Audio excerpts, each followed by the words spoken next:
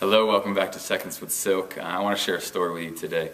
There's a little girl who was at the store with her grandmother, and she was really wanting a pearl necklace. However, the grandmother couldn't afford this necklace, and so on their way out they saw a little quarter machine that had jewelry in it, and she said, well, maybe we can get a pearl necklace there, sweetie.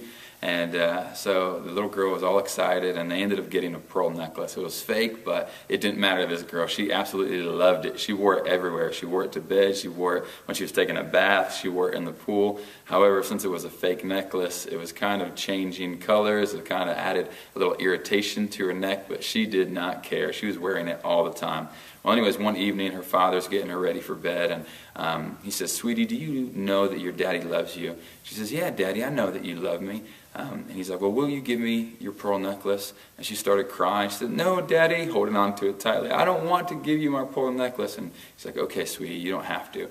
So a few nights passed, and another evening comes along, and he's like, okay, he's laying her down for bed. He's like, sweetie, do you know that your daddy loves you? She says, yes, Daddy, I know that you love me. And he said, well, will you give me that pearl necklace? And she says, Daddy, why do I have to give you this pearl necklace? I know that you love me, but I love this. I want it. He's like, okay, sweetie, you don't have to give it to me. So again, a few days passed, and evening comes around, and he's laying his little daughter to bed, and again he asked the question, sweetie, do you know that your daddy loves you? And at this point, she didn't even have to answer. She just kind of extends her hand, and she has the pearl necklace in her hand. She says, yes, Daddy, I know that you love me, and here, you don't have to ask, here it is. And at this point, the father smiled so big, and he's like, sweetie, I've been waiting for this moment all week. And at this point, he gives her the real deal, the real pearl necklace, and he puts it around her neck, and she starts crying. And I think that's just a beautiful picture of who God is and how he does things. I mean, God really is love, and he has our absolute best in mind for us. But oftentimes, he's waiting up for us to give up what we're holding so tightly to, when we're holding on to things that we really need to just let go and give to him. I love the definition of love. I mean, just that God is love, and by definition, God cannot, since he is love, he cannot give you and I second best. He has to give us the best, because love gives us the best. Love wants the absolute best for us. And so if God is really love, and he is good, and he is love, then he cannot give you and I second best. He has to give us absolute best.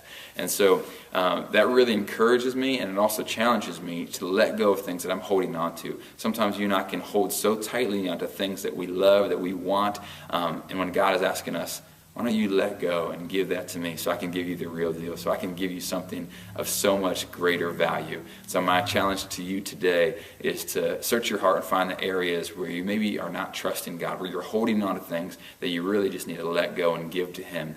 And wait and see. Trust his goodness and see what he's going to do on your behalf when you do.